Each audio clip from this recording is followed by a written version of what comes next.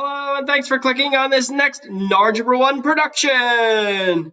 Today we're going to be talking about linear inequalities. This is a section where you actually have learned almost every single thing that's in this section during this school year before I even present it. You just have to know how it all fits together. Okay? So let's get started on some problems that we did back in Chapter 2, and we'll see how they relate to what we are about to learn.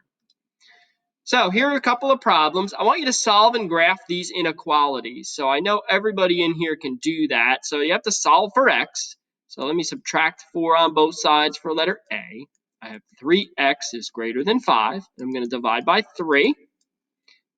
Okay, and I get x is greater than 5/3. So now to graph this, I put my number line on there. Here's 0. Here's 5/3. Remember, it's not equal to, so it gets an open circle, and then x is greater than. So it's going, the arrow moves to the right. Numbers larger than 5/3. So remember, signs like this and like this are open circles, right? Okay, when you make a graph. All right, let's try letter B. So negative 2x minus 8 is greater than or equal to 10. So let me add 8 on both sides. Negative 2x is greater than or equal to 18.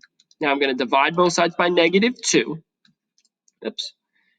One step ahead of myself here, and I get x. Okay. Now, if you remember, you divided both sides by the same negative. So you remember from Chapter 2, when you divide both sides by the same negative, you have to reverse the inequality sign. Okay, so it becomes less than or equal to negative 9. All right, so now I put my 0 here. Here's negative 9. I'm going to use a closed circle because it's less than or equal to, and I'm going to draw over here to the left. Okay, x is less than. So greater than equal to, less than equal to get closed circles. All right, so that's important. Okay, we're going to use this fact here in just a minute. All right, so that's stuff we did in Chapter 2. So a few things you got to remember: open circles, closed circles. When are they open? When are they closed? And if you divide both sides or multiply both sides by the same negative, you have to reverse the inequality sign. All right, now let's look at this. Well, this is actually very similar to what we did on the last slide, except now we're in 2 dimensions. By 2 dimensions, I mean there's an x and a y. So now we have a coordinate plane to graph on. Okay, so now this says y is greater than or equal to negative 2x plus 4. All right, so everybody knows how to graph that, right? The slope is negative 2 over 1, and the y-intercept is 4. So let me go up 4, make a point, and then from here I'm going to go down 2, 1 to the right, down 2, 1 to the right. And I can keep doing that. Okay, now I got to make the line, right? Now normally I just connect all the points and I make a line, but it's an inequality. Okay, so there's a couple things that we have to consider when we're ready to make the line. So these symbols were closed circles, right? On the last slide on the number lines. That means solid lines when you're making a graph. So by solid line, we just mean a regular line. So I'm just going to draw a regular solid line that's semi-straight here. There we go. Okay, there's my line. That's my boundary line. All right. Now, when we were making number lines, okay, if we saw this, we would draw a closed circle, and then it says y is greater than, so we draw to the right.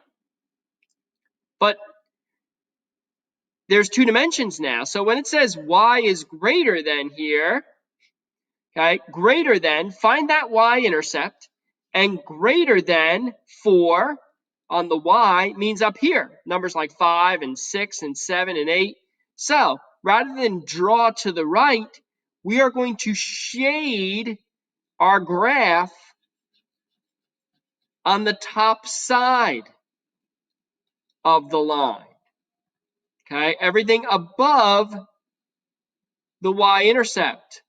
All of these points are solutions to the inequality. So points like 3, 2, they're in the shading. It's a solution.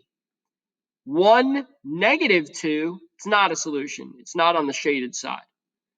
Okay? That's what we're trying to do here. All right? So we're trying to take what we learned about inequalities a long time ago and apply it to two-dimensional inequalities. Here's another one. Y is less than 1/3 x minus 2. My slope is 1/3. My y-intercept is -2. I'm going to go down 2, make a point. Now from here, I'm going up 1 and 3 to the right. All right, or I could go down 1 and 3 to the left. But now it says less than. Y is less than. So less than, greater than, they were open circles. Here, that means dashed lines. A dashed or dotted line. So here's a dashed line. Okay, it means the points that are on the boundary do not count as solutions. They won't count. Okay? Now we have to go and we have to shade one side of the line. It says y is less than.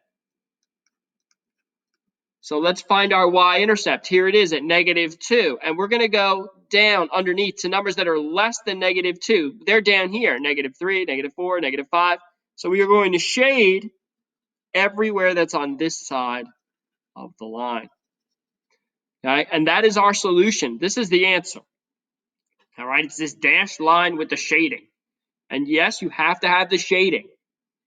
Okay? All right. Let's keep going. All right, so here's a summary. Then we're going to do a couple of examples together. Okay? The first thing you should do is write the inequality in slope-intercept form. Solve for y. Okay? And again, this rule still holds.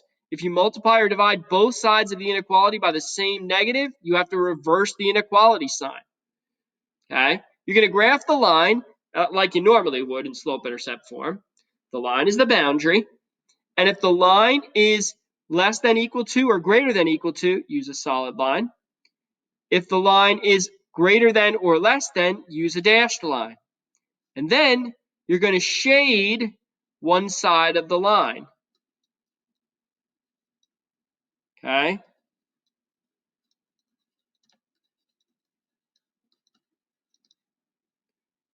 By looking at the inequality sign.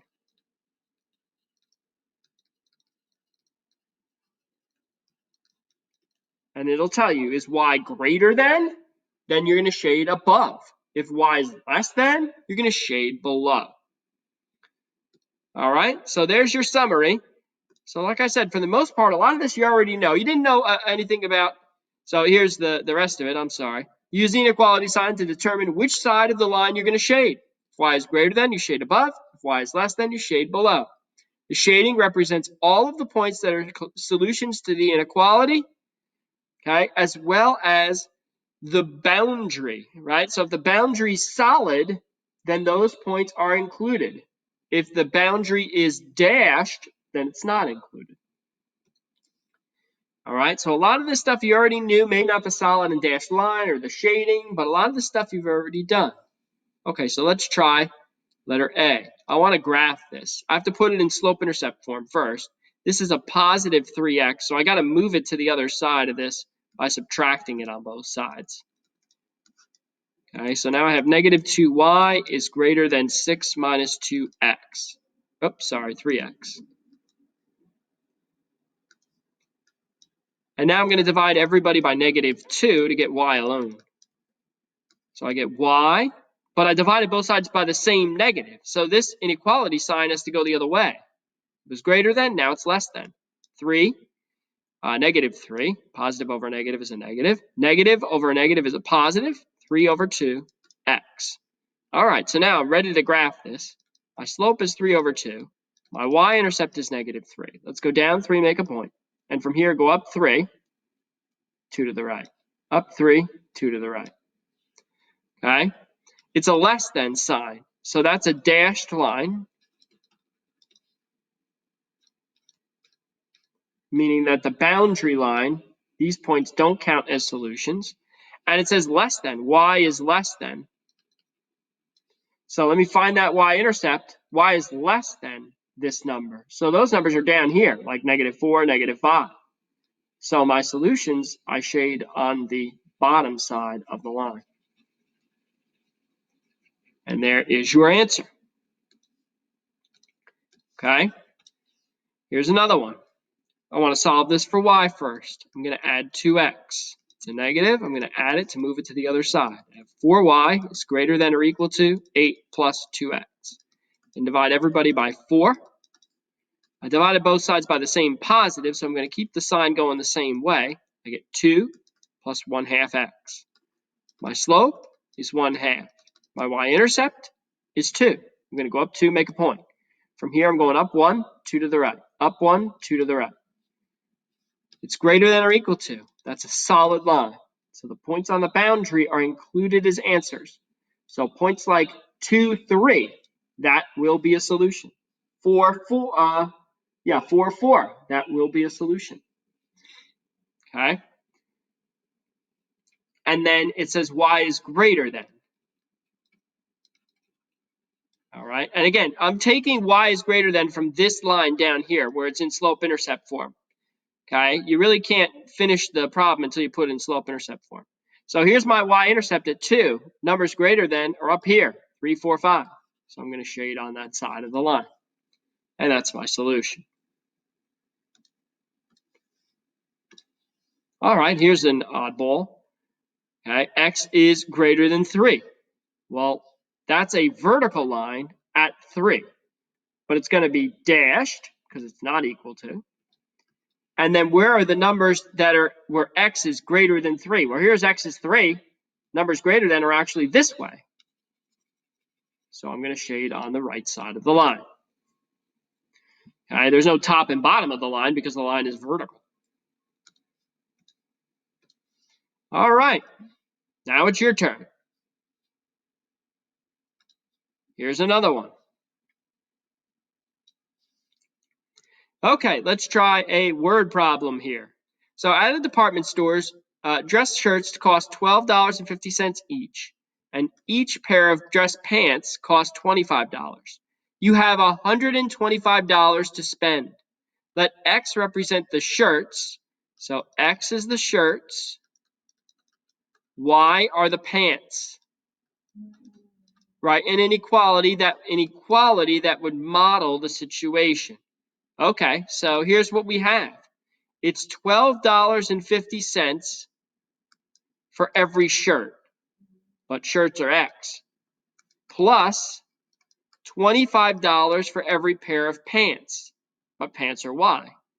We have $125 total to spend. So between the two of these, okay, I can spend less than or equal to $125. I can spend $125 or less, okay, on all of these pants and shirts.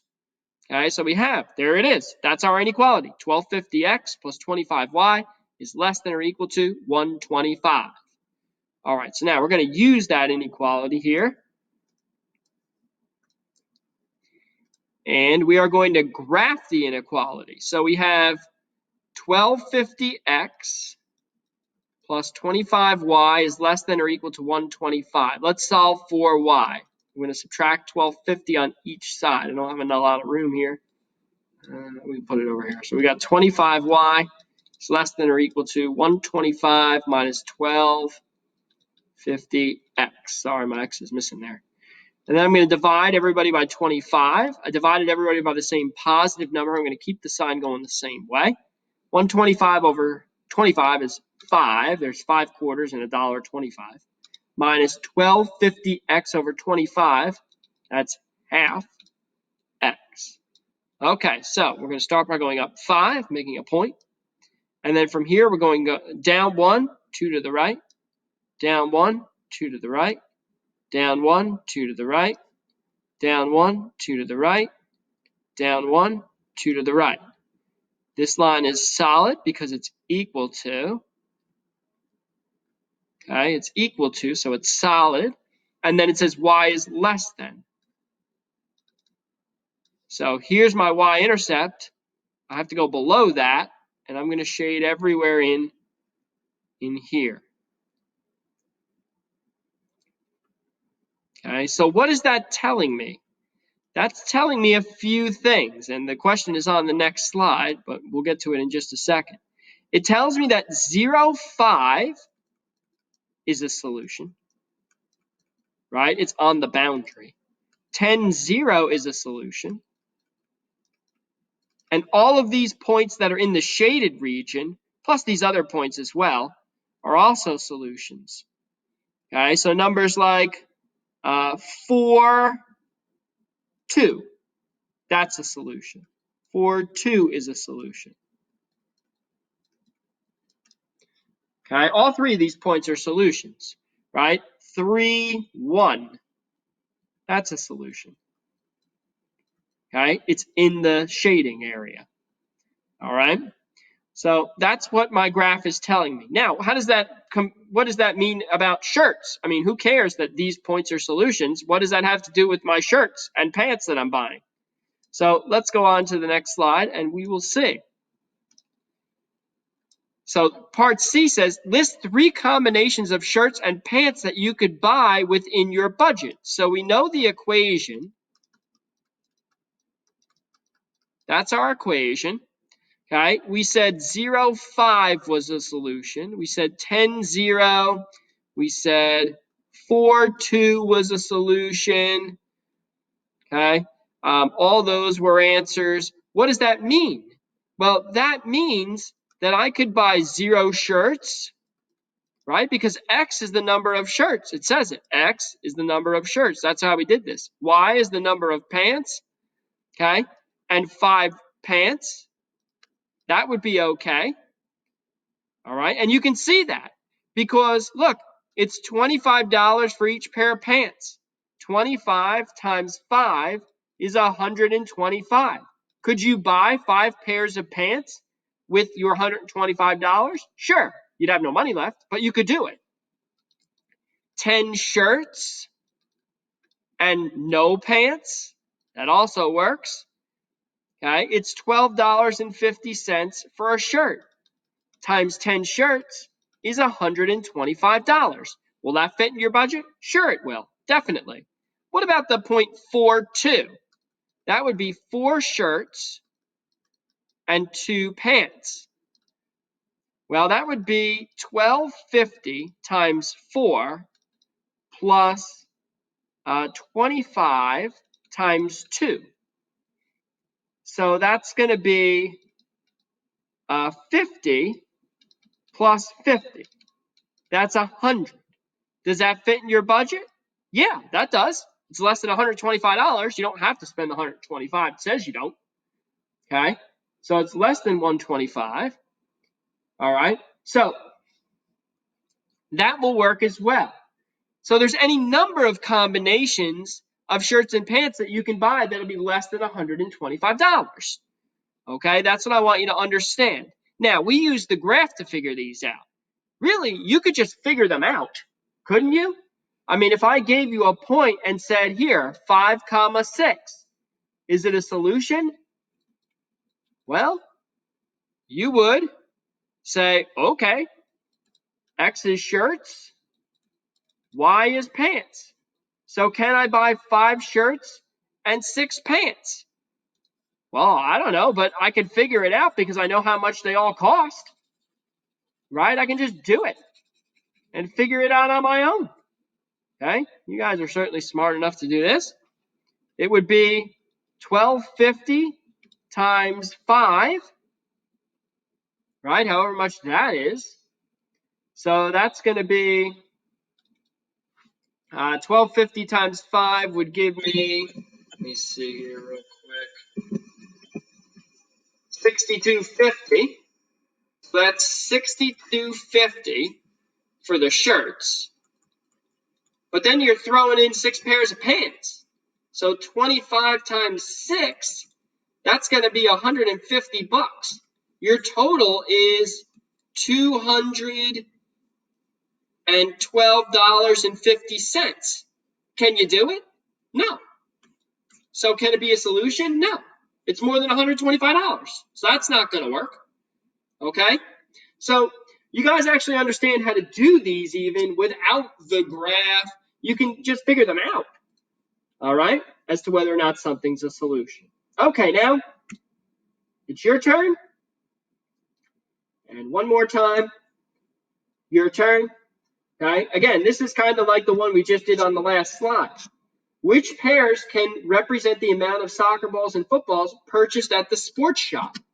Okay. This is how much footballs cost. This is how much soccer balls cost, and you have $90 to spend. So can you do it? You can just figure it out if you can do it. You don't necessarily need an equation to do that. All right? And that's it for today. As always, thanks for